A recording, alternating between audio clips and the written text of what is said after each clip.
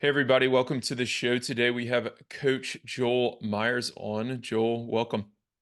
Hey, Will, thanks for having me. You've got, I wanted to start with your Instagram channel because you've got over 100,000 followers on Instagram. So obviously you're producing a lot of good content there. So I was going through some of it earlier, and at the top you've got your highlights, and one of them is called Doubles Tips.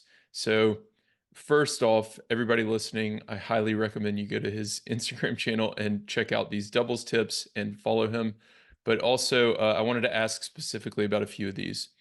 So the first one is about how to split up the court.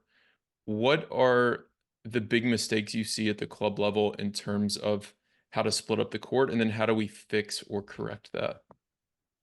Yeah, I think splitting up the court for most players, they look at the center line, and for us who coach doubles, it's really common that we're always, telling our players at the net, don't be so concerned about the line, don't worry about the alley so much. But when you look at the way, a doubles court really is best split, it's sort of cut like a sandwich from the net post to the corner. Let's say the players on the ad side at the net.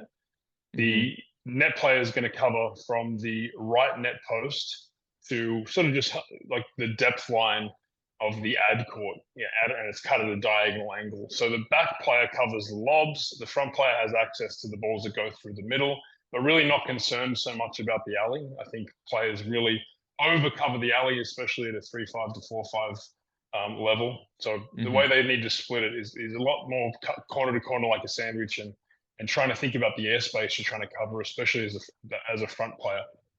Yeah. Yeah, and as I've spent more time on court myself this year. Historically I've mostly been online, and Um, I've been trying to come up with like better and better ways to articulate this to players Yeah. because, sometimes they'll say it one way and then they'll go out there and play their match and then nothing changes. And it's like they seem to get Yeah. it, but they're not implementing it. And I guess a lot of it does have to do with just, I'm going to play the do side, you're going to play the ad side. So then we think like, okay, well, during the point, I'm either covering the do side or the ad side, but that's Yeah. really not how good doubles is played. Yeah, I think it's just such a fear that you're going to look bad. Your side of the court's going to look bad, and I Hmm. think you've got to remember that doubles is a team game. And if, I'm the net player and you're my opponent at the baseline and you're blasting balls down the line, I mean, number one, my partner has to hit a decent enough ball that it makes it hard for you to go down the line. So, that's number one. It has to be a tough ball for you to go down the line on. Number two, I have to be watching you so I can recognize when you have the opportunity to go down the line. Number three, I need to disguise my movement. If I'm, telegraphing my move, my poach early, and you see that, you're going to pull the trigger down the line. And then, four, and this is the hardest for club level players, is that sometimes the shot is just too good, or the player gets lucky, and you have to understand that that doesn't mean that you go cover that line for the rest of the match. You're trying to play what's going to happen most of the time, not what's going to happen a little bit of the time, even though Hmm. sometimes what happens a little bit of the time makes you feel really bad at the net and like you've let your partner down. Right. Yeah, that's a lesson I try to tell a lot of people. I'll see it all the time. They'll play a perfect point and lose the point, and one of them will say to their partner, "Oh, my bad." And I'll go Yeah. interrupt them and say, "No, no, no, no. You didn't do anything wrong there. If y'all play that exact same point 10 times, you're gonna win six or seven of them, and that's perfect." So Yes. that's a really, really good lesson there. So another highlight from that doubles tip section was the staggered formation, and this is something that the listeners, if they've been listening to the show a while, they'll be pretty familiar with. I talk a lot about how to use that stagger formation to help cover the lob because the lob is so prevalent at the club level. But the example you use, I think, is probably the best example I've ever seen because they actually shift their stagger formation. Um, Up and back according to where the ball is. So talk a little bit about the stagger formation and how we should be using it at the club level. Yeah, so let's say you and I are coming to the, or I'm at the net and you're on the juice side coming to the net. When you come in level with me or next to me, we don't really know who's going to take that center ball, so there's confusion there. But also, if the opponent gets a lob over the top of your head, I can't help. once you get really close to the net and the cross court lob is an option for your opponent, if they can see that and hit that, we're sort of dead in the water. So coming up to staggered formation means that you're the deuce court player, I'm the ad court player. You've approached the net and you're going to come to the net just a little bit inside the service line. I'm going to be front and center in the ad court box, and I'm hunting everything through the middle. You're back there to provide lob support if that happens, but also to make sure that anything that is an option for you to move in and to knock off, you'll do that too. But it really helps us to cover the ball that otherwise would be just an easy lob that's going to go over the top. And Hmm. when you play players and other teams that love to lob, you can play that stagger a little bit further back. So maybe that front player isn't crushing the net as much. Maybe they're slightly more back, and maybe that back player is staggered a little bit further back, just predicting that a lob is more likely to come. Hmm. Yeah, yeah, and that's one of the things I liked about the way you explained that lesson was you're giving up the two lowest percentage shots, which are the That's right. down the line lob, right? You don't want to give them Yes. the cross court lob because they have so much more court to hit into, and then that Yes. sharp angle is really low percentage as well. So you're kind of Yeah. giving that up. Exactly. Exactly. You're covering the highest percentage shots that they're gonna be hit. So you're Hmm. forcing your opponent into the lowest percentage shot, which is always going to be in the long run. It's going to be in your favor. So yeah, that's definitely the way Right. you want to do that when you come in. Right. And this is all of these tactics I tell people like these are great places to start and then of course adjust accordingly. I've certainly had matches where I've played players who love their cross court angle roll forehand and Yeah. it's like, okay, I've got to make an adjustment here. Yeah. Um, so one other Instagram highlight here that I actually kind of want to challenge you on. So I'm going to see if I can convince you to change your mind on this, or you can convince Okay. me to change my mind. So, you had some screenshots of several tweets that had some really good lessons on serve, net play, return strategy, all sorts of stuff. But one of the things that I've done some lessons on this year, and this is actually probably the most controversial subject that I've created content on, is starting with the best returner on the ad side. Is Yeah. that something you still believe, or is it something you've changed your mind on? Explain it a little bit for us. So I've made content in the past where I think if you're playing standard formation, then you recognize that 75% of game points are on the ad side. So Hmm. considering how short a rally length is in doubles, I think it's around 2.7 shots. You want to put your best returner on the ad side so that you can get the point started when it matters the most. Since if you're playing standard formation, only 40 15 and 15 40 are going to be game ending points. Obviously, that changes completely if it's sudden death deuce. But Hmm. there are other factors too, and I think you'll probably bring those up, like the better volley being in the middle, the better return of serve. Maybe your forehand return of serve is better, so you want to put that on the ad side because more serves are going to come through the tee as the server's trying to set the partner up. Hmm. But that's where that thought process comes from, is to put the better player on the ad side where most of the game points are going to be, where the pressure points are going to be, to get the point Yeah. started. Yeah. Yeah. I think that makes sense to me. I mean, one thing, so this was a couple years back at this point, but I had Steve Smith on the show, and he first talked about this to me, where the deuce court player is going to end up with more total returns in the match. So you'd rather have your better player taking more of the returns. And then, of course, with that, like if your deuce court player is stronger, you're more likely to get that 30-40 point versus Yeah, if you have your weaker player in the deuce court, you're more likely to be down 30-40 and not see as many break points. Um, yeah, I think and I need to see. I think I read that you majored in psychology, so maybe you'll know more about this. But I want to see more data on how the weaker player performs on big points. Because if they see a drop in performance on big points, then I would agree to leave the stronger player on the ad side. But if they win the same percentage of points on big points as they do normal points, then I think this kind of goes out the window and it's like return wherever y'all think is best. Yeah. Does that kind of make Yeah, I mean, sense? yeah, definitely. I mean, when if you put the better player, and it's hard saying better player because I have been the better player but the weaker returner and played the Hmm. deuce court, just because my return wasn't the strength of my game. So I think it Right. depends on the doubles team, but from a purely um, analytical, like important point standpoint, that's what sort of sticks out. If you've got somebody who is better, like you were saying, better under pressure. Um, even if you're down, even if you regularly get game point down, you got a better chance to hold. But then I do see the Hmm. argument on the other side where you need that Yeah. juice court player to get the advantage, and then you have a better backhand volley in the middle, stronger shots from the center of the court. So, yeah, Yeah. it's more complicated than it seems. It does seem easy just to give the statistics of 75%, but yeah, Yeah. I guess team by team basis, you got to analyze that. I'm still a 50-50 on which one I prefer, to be honest. But I do Yeah. like I do like the thought of getting the ball started, getting the player that has the better return in play, so we can Yeah. convert or save a game point. Yeah. And I think another point to make, and then we'll change subjects, is that this isn't the only factor that we should be taking into account when we're choosing return sides. So a lot of times it's best to return with strengths in the middle. So if you've got a lefty, you might go forehands in the middle, regardless of if you return better on the other side. Yeah, Or if, like you said earlier, one player's better at the net with the other at the baseline, then you want to consider having their forehand volley in the middle or whatever their strongest volley is.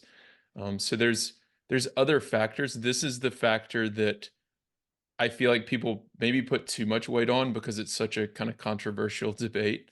So yeah. they ultimately just ride or die by my best returners in the ad or my best returners in the deuce. But they need to be considering a lot more than just who is your best returner. And also the opponent. If the opponent makes a lot of first serves, and they're Hmm. consistently making first serves, that puts more emphasis on the return. If the Sure. opponent is a bit of a bomb or balloon player where they miss the bomb and they have to hit the balloon more often, then it's maybe not as important because that slower second serve is much easier to get in play. So it also depends Hmm. on the other team you're playing, and you can make that adjustment after the first set anyway. Yeah. Yeah, that's a good point. Because like for myself, I usually return on the ad side because I have a good cross court backhand return. But if somebody has a really good first serve down the tee, they can rush my forehand and get me a lot of forehand return errors. It's so Um, tough. Yeah, it's whereas so tough. so in that case, like I might be better on the deuce side and force them to hit a slice serve to my forehand where my forehand has more time. And I have a really good forehand cross court return from the deuce side if I have time to hit it. Yeah, But a lot of players don't have that fast pace forehand to the yeah, ad side, and they just try to hit to my backhand anyways because we're taught to serve to the backhand, or I guess a lot of yeah, people are. So yeah, yeah. Yeah, it's just a serve to the complex weakness. Yeah, topic. yeah, it is, and it depends on the level you're playing at as well. It becomes more Hmm. important. The return and stuff becomes more important as players get more serves in at a higher pace. You can't just Yeah. miss returns. And we know that in doubles you got to make a high clip of first serves, and you've got to make a high clip of returns, especially first serve returns. Second Hmm. serve returns are typically your opportunity, so that's the time where you're favoured.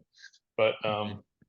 yeah, doubles returning is so tough. I mean, you got such a Hmm. small window to get the ball in play. You got a hunting net player looking to take any floating return and tag your partner. So you feel the pressure of not just playing a super defensive return, your partner gets killed, or going too aggressive and missing a ton. So doubles returning is tough. Hmm. Yeah, it really is. It's under practiced as well. Yeah. Um, okay, so I want to get back to some strategy and even a few technical questions, but tell us your tennis story. How did you get started? I know you're from Melbourne and then now you're in San Diego. What kind of happened in between there?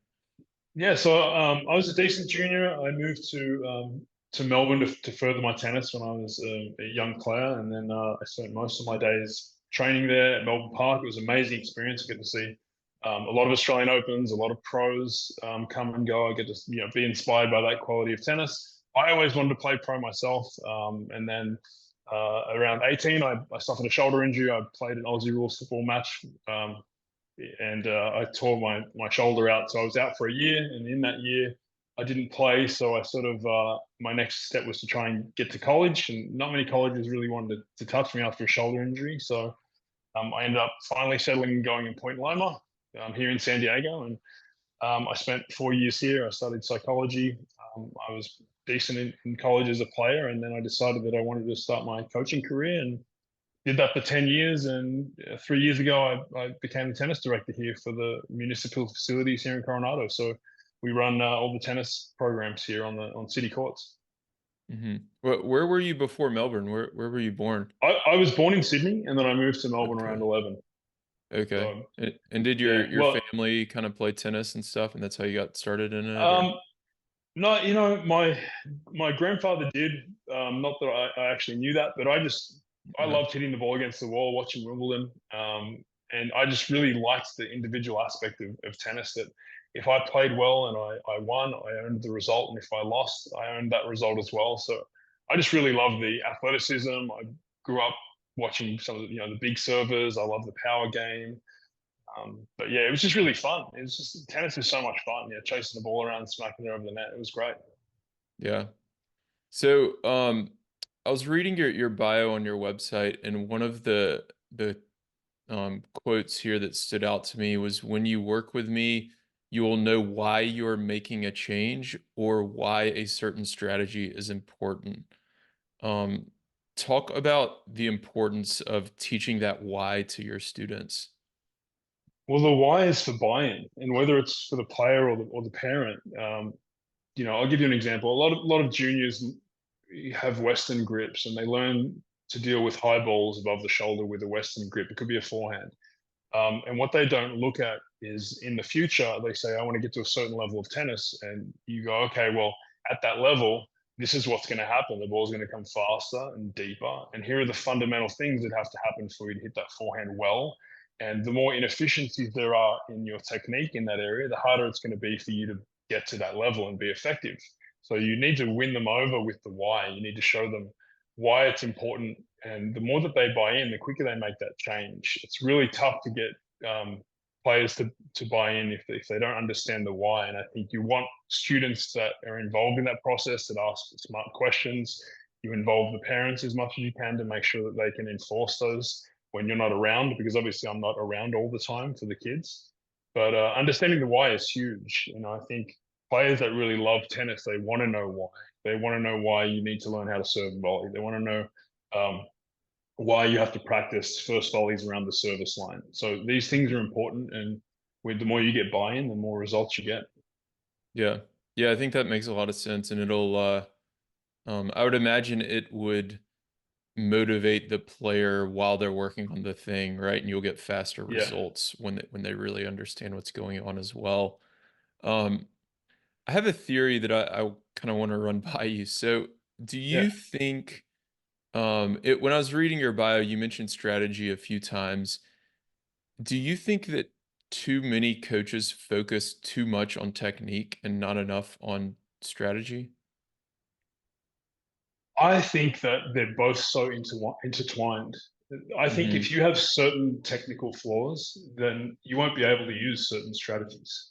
Right. Um, so, on a base element, you need to have pretty efficient technique, and which allows you to do a lot of different things tactically. Hmm.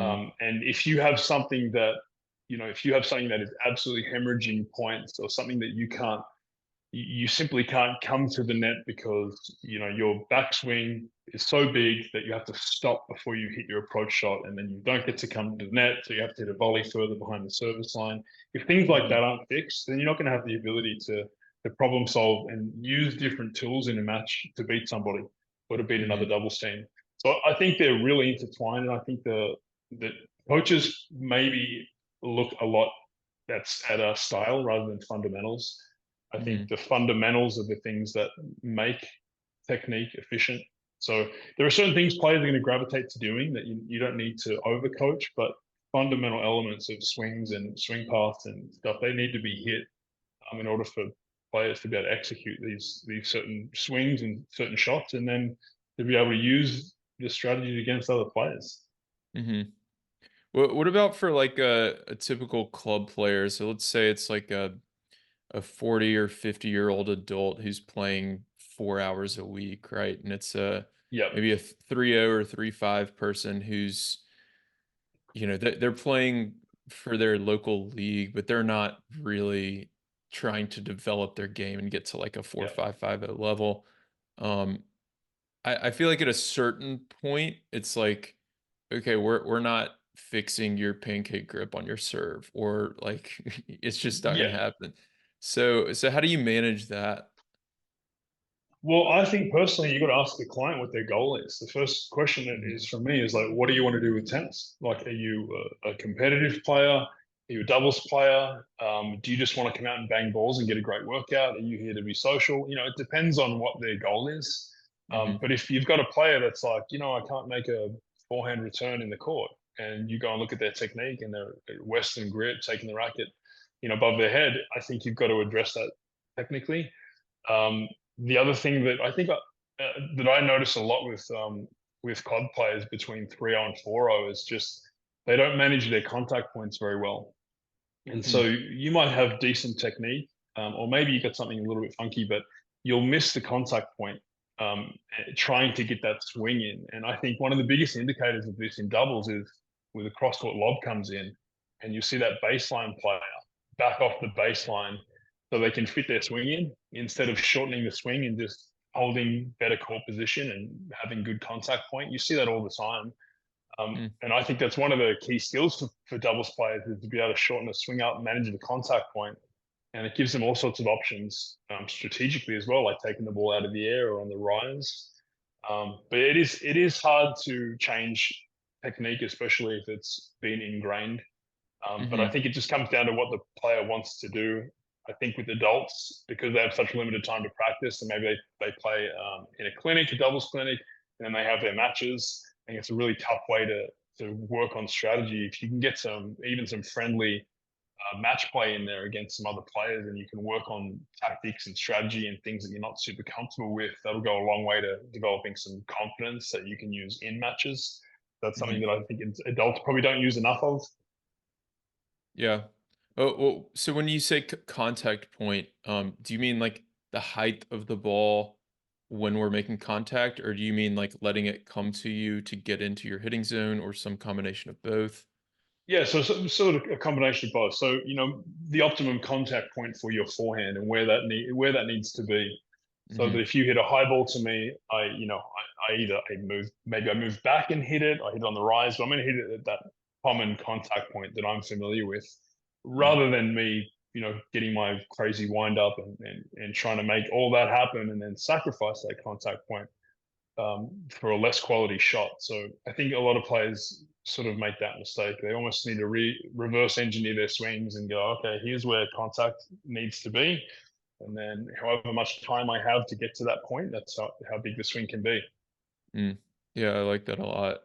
Yeah, the other area I see that a lot is when they are, I actually just did a podcast on this last week, but when they're transitioning to the net, a lot of players really don't want to let the ball drop, so they'll reach so far forward and hit this just really terrible volley that they'll usually miss or pop it up for the opposing team, because they're trying to reach forward for the ball rather than just letting it come to them and staying patient as they move forward. Yeah, yeah, and I think, yeah, absolutely. I think the volleying at the net too is it's so much about movement and so much less about the stroke. If you can move well at the net, then you can volley well because you Mhm, get two main sources of power are going to be from your opponent's shot. Just by blocking, you get about 50% of your opponent's pace coming back off your string bed, and then your yeah, momentum. So when you're moving forward, whether that be before a poach or before holding your ground and staying home at the net and doubles, you're going to get momentum and pop from that volley just from moving forward. Not to mention, you get to hit that volley at a higher contact point, and you get to cut down on their angle as well. So mhm, lots of benefits to moving forward. I think for a lot of club players, it's though it's not getting that volley and it's the recovery back to home base and doing it again, because you need to be really active as a good net player in doubles with your movement, your recovery if you don't get that volley. yeah. Yeah, I feel like I tell a lot of people more so with volleys than ground strokes. They're when they miss it with their feet and their lower body rather than their upper body or their swing. I mean, there's of course the occasional players who take too big of a backswing, but a lot of times if you fix the footwork, it kind of fixes everything else. Um, Yes. so before the call, you messaged me about skill sets for 3-5 and 4-0 doubles players. So let's go through those now. Yeah, so there's a lot of things that I try and week by week work on players to get their confidence up, because you'll find that they get into certain modes where they won't take a ball on the rise, they won't take it out of the air, and they're just really scared to fail doing that. And some of the skill sets that we work on are swing volleys or drive volleys, depending where you're from. Um, Taking the ball on the rise, and this is like I was saying earlier, like managing your contact point. You have to do that to do some of these things. But that gives you an advantage, especially against the moonballer. I think everybody is at some point is going to struggle against the moonballer, and having these offensive weapons gives you a chance to sort of break up their rhythm and break up their momentum a little bit. But I like to tell my players to make sure that they're doing that when they're up in the scoreboard. I think many players don't really use the scoreboard well to determine how much risk they can take. And if you are Hmm. ahead a little bit, that's the time where maybe you take somebody's lob cross court out of the air as a swing volley, drive it right through the middle, and if you miss, at least you're sending the message that you're ready to take that ball on occasionally, and it just keeps the threat of that in the back of your opponent's head. Hmm. Yeah, that's Um, definitely a really good skill to have. One thing I want to highlight, and you can talk more about, is uh, you said the point score matters. So if they hit that lob cross court, you take that swinging volley. You said through the middle of the court. Why through the middle of yes. the court? So, a swing volley is high risk. And it's a very aggressive shot. Typically, the Hmm. net player is not going to look to poach that. But if you aim at the middle and you catch that ball early, high chance that's still going to go in cross court. If you catch that ball late, like many of us do, it's going to go right at the net player, which has a great effect as well. So the importance of the targets and a big target on such an aggressive shot is really important. If you're really trying to thread the needle cross court on that and you catch it early, you're going to send it wide. So Hmm. I think that's where the bigger you go with the shot, the less the net player is going to be an influence, especially at the 3-5 to 4-0 level, and you're going to Hmm. make more of those balls in. And if you do hit it right in the middle, that's a great ball. That's a really Yeah. good chance that you're going to set your net player up for a volley. Yeah. Yeah, it definitely is. And I think um when we go through like you've seen a lot of coaches have like the ways to force an error where you can use like height, direction, spin, speed, Yep. all these things. But my favorite one that I teach to doubles players is time, just like taking time away from the opponent. And of course, they're related, so you can do that by hitting with more speed or by stepping forward. And we're talking about stepping forward here. So taking the ball on the rise and early Yes. is going to take time away from the opponent. And then also these swinging volleys are taking time away from the opponent by not even letting it bounce. And Yep. when we're doing that, we're not focused on hitting it hard. We're just going to let the by shrinking the path that the ball has to travel, that's how we're going to take away the time. So we don't have to hit harder. Absolutely, and that's where again, if that's something that you're getting lobbed to death cross court, and Hmm. or it could be down the line if you can get there. But taking a swing volley might be something you do when you're up, so you decide to put a bit more pace on it, attack with more power. But if it's a more important point, maybe you take just a standard volley, and that one will have to go a little bit more cross court, but it doesn't have to have, like you're saying, the pace on it to have an effect. You're sending it back almost twice as fast by not letting it bounce. And Hmm. that's where sometimes some of those volleys where you play them just cross court short, it doesn't allow the baseliner to get back into another lob. So it can be really effective. But you can determine the type of ball out of the air you hit based on the score, but you are committed to taking it out of the air. And I think that's something that you want to definitely work on as a 3-5, 3-0, 4-0 player. Yeah. Yeah. I feel like I'd almost never see that at that level too. I really like the idea of teaching that because it sounds very doable and super effective against some of the uh, teams that people tell me are annoying to play, which is like the pushers and the lobbers, right? So, I think one of the, um, one of the things with a lobber is like they're predictable. So yeah, if they lob you cross and you lob back cross, you can almost guarantee a lob's coming. So I right. do something in some of my clinics where I'll have a feed to somebody who has to lob, and the this side of the court where I've fed from will creep in a little bit, and maybe 2 feet inside the baseline, and they're determined to take that next ball out of the air, and then we play it live. So it could be a swing volley from them, or the ball could be dropping short, and they come in, and if it's really short, they'll take a ground stroke. But if it's shorter, they can come in and take a standard volley if the ball's dropping. But it just brings that ball down to a lower level, and it really rushes the player that likes that time to get that moon ball off. Hmm. Yeah, absolutely. What other skill sets do you like to teach your 3, 5, 4 level players? So something that really kills me when I watch some of the USTA doubles leagues is second serves and letting them drop from the peak. So Yes. it just kills me. So you see a first serve return position on the baseline, the server misses the first serve, and then they don't really move in off that next ball. This Hmm. weak second serve comes in, it peaks and it drops under the net. And now you've got a situation where if the player decides to be aggressive, they're trying to be aggressive from below the level of the net where it's a massive obstacle, and they usually don't have the spin to bring that ball back down in the court. So they'll send it long or they'll send it in the net. But really, that's solved by putting a premium on contact point above the net. So standing in a lot closer, taking that ball even with a shorter backswing, and sometimes the serves are that weak that you sort of have to come to the net and you've got to Hmm. approach. But you really lose such a massive advantage in the doubles court once you let the ball drop below the level of the net. You've got to hit up again, which, as we know, it brings the net player into play, brings your opponent's net player into play. Hmm. Yeah, especially on second serves.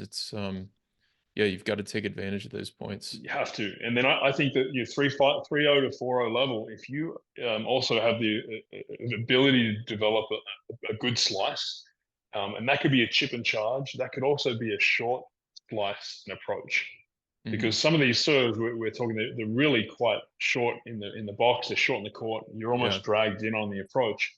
But the ability to have a slice and even a short slice the opponent can't distinguish which one is coming. You can wreak havoc with that server where you can drive the slice, deeper and put them under a little bit of pressure that way, or moving in, you can hit it short and try and set your net player up. But it's another way that you can use the front of the court and disguise it well because it's very hard to tell what's coming off that wing, off a Hmm. slice. I like that a lot. So for people listening, you can set up a drill with your coach or your doubles partner and just have them feed short second serves and just practice those slices and have a target deep cross court and then have a target short cross court and just Yes. alternate that depth. Because Yeah. you face so many players at that level who I mean, we're all getting older, so some of us don't have as much speed. So Yeah. a lot of the servers, almost everybody's serving and staying back, especially on a second serve. So a lot of them are not going to be able to get up to that short one. And then if you Yeah. give them a few of those, they'll serve, come forward, and then you can give them the deep one. I like that a Yeah. lot. That's really good.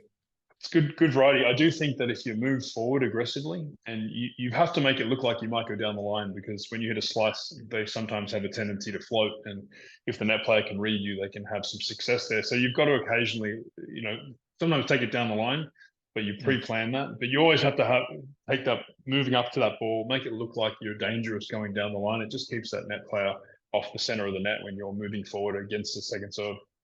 hmm. Well, when should we be going down the line as the returner? I think second serves a Hmm. great option early in the match. Send the message. I think we all, even when you've been told this so many times, and I think it's really funny. Some of the clinics that I've had for Hmm. years now is I tell my players, if you get beaten down the line, don't move off that home base spot in the center of the box. But everybody has that tendency when they've been beaten down the line to move over and watch that alley. And so I think early in the match, you can send the tone by driving it right down the line.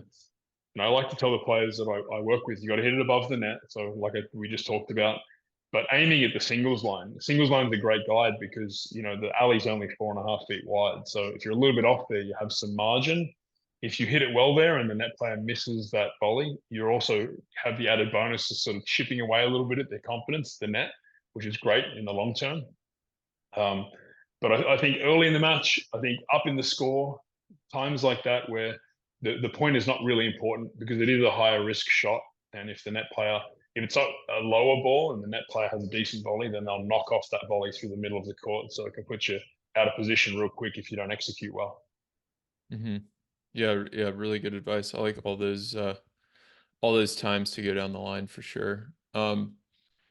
So any other skill sets you want to cover for this level player?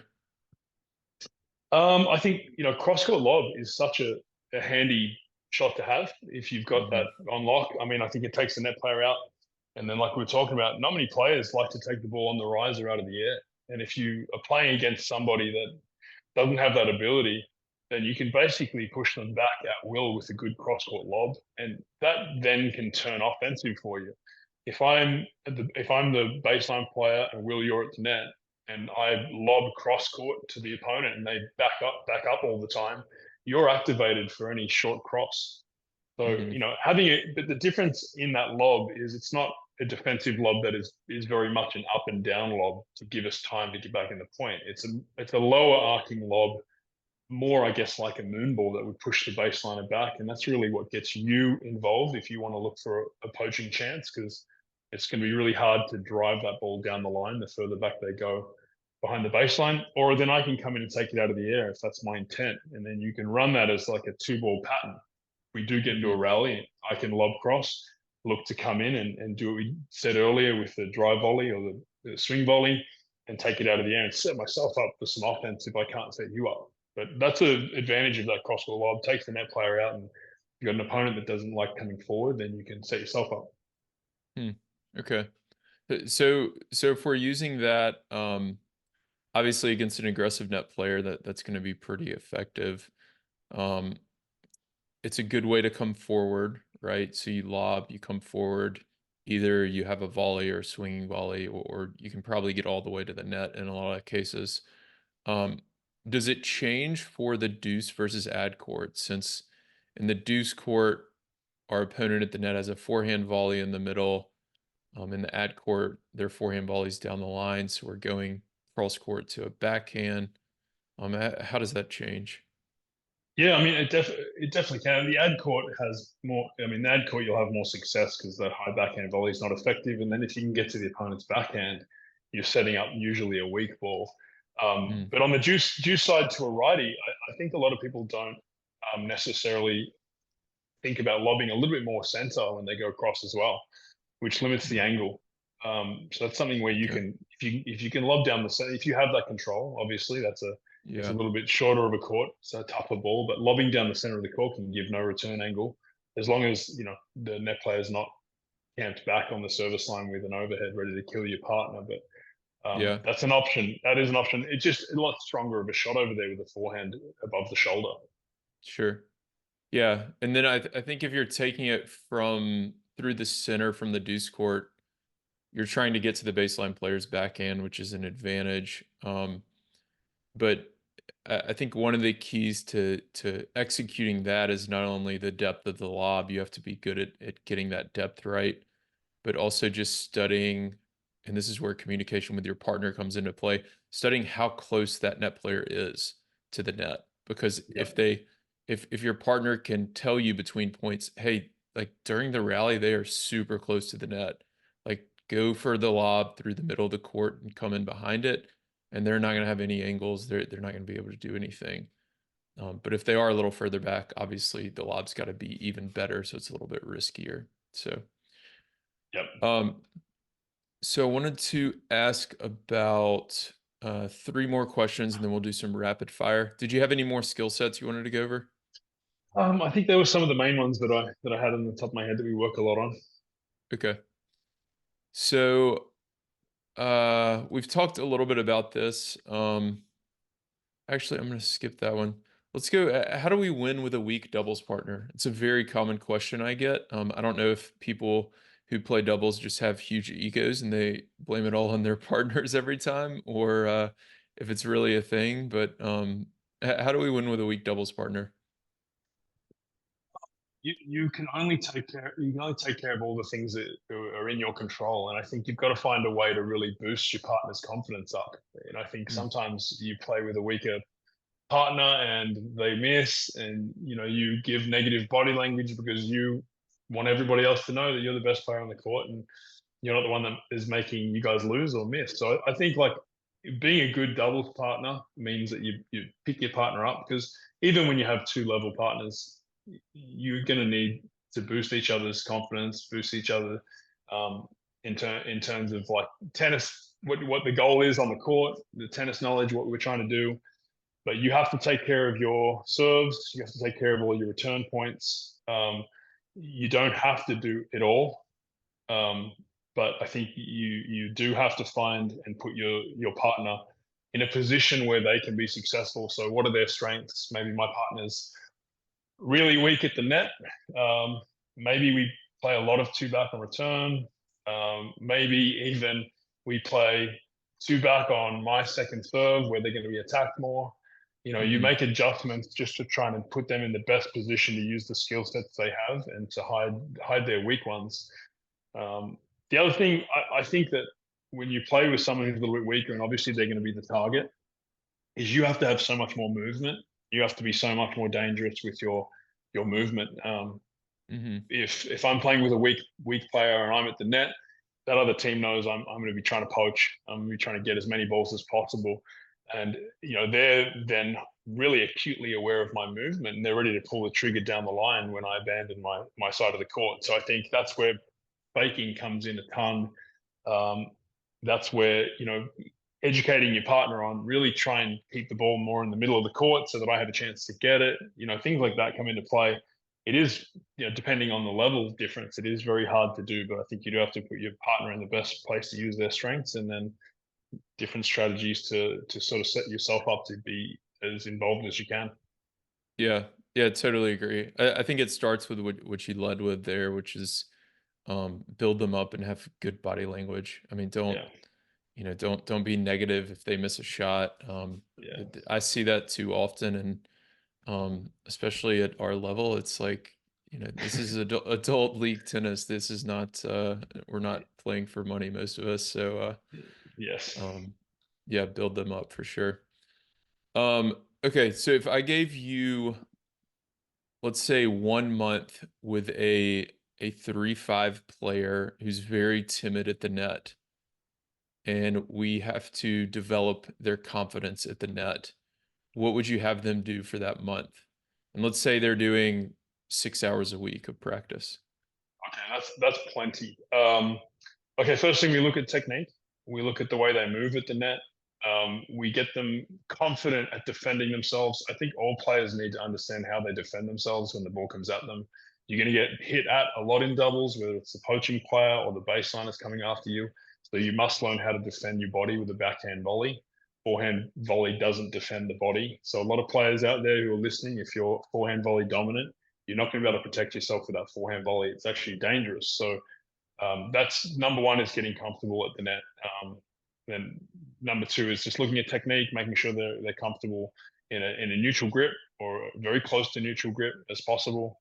Hmm. And then you go through a progression of drills that you start slowly and you basically just build up the pace. I mean, at some point you're going to have to get them comfortable with some speed coming in, but yeah, I think it starts with the technique fundamentals and using a progression to make it a little bit faster and a little bit faster, and Yeah. then you know it's I had a drill when I was growing up where the coach was serving at me from the baseline and I was standing at the service Yeah. line. So at some point you do sort of have to get thrown into the fire and you realize, okay, I got to keep my eye on the ball.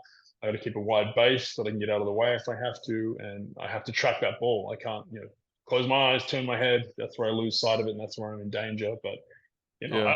I think I've had a lot of players that are really not that confident at the net, and they almost get really scared being up there.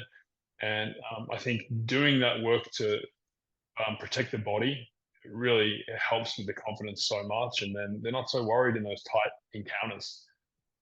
Yeah. I like that, serving at the net player from the It's baseline. yeah, yeah, It's it's like fun. I mean, like yeah, sink or swim.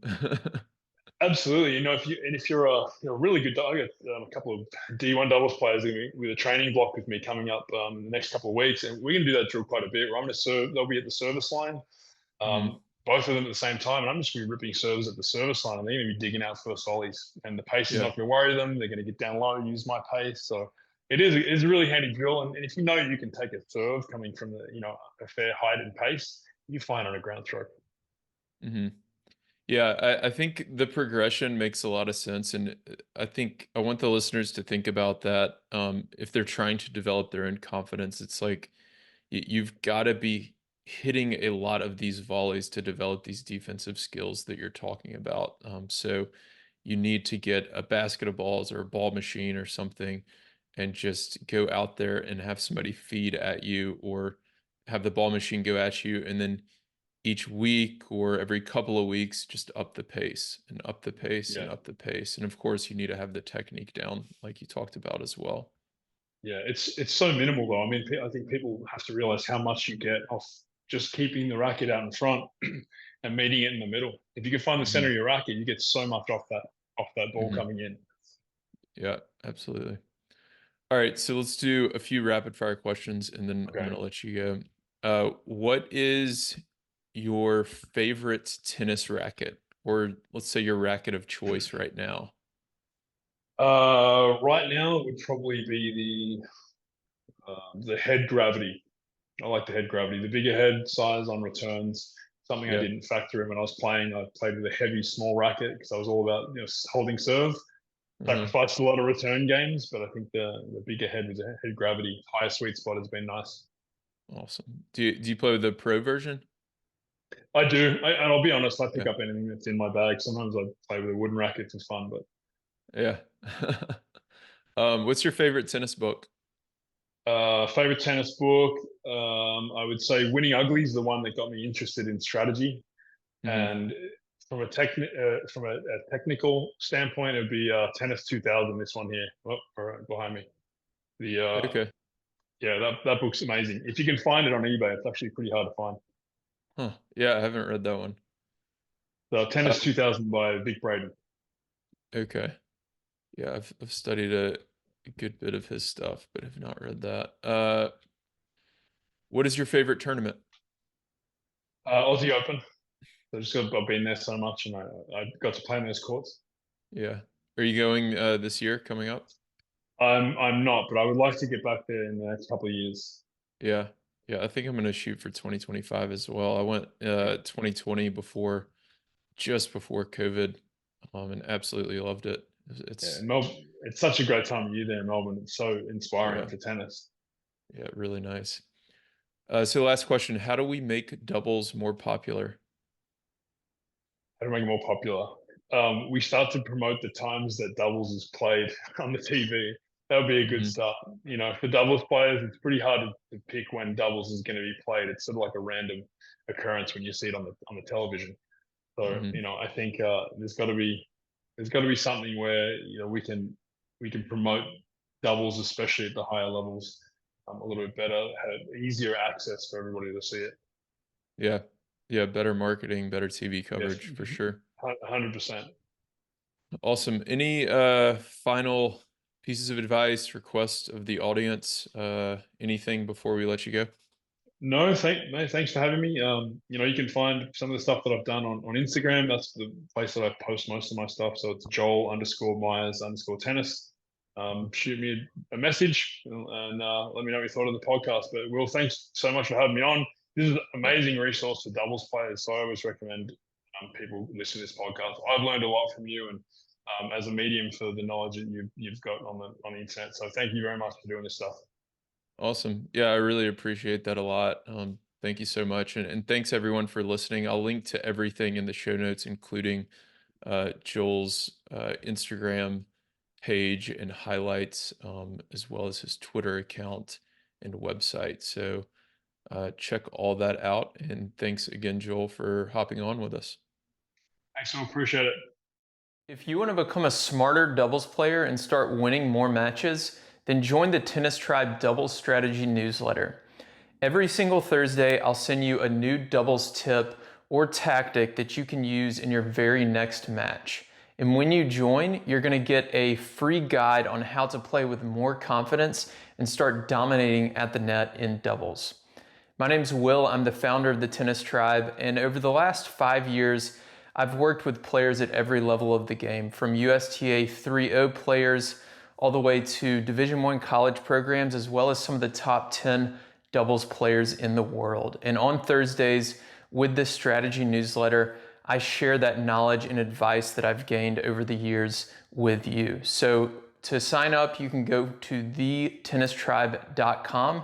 And again, you'll get that free net play guide when you join.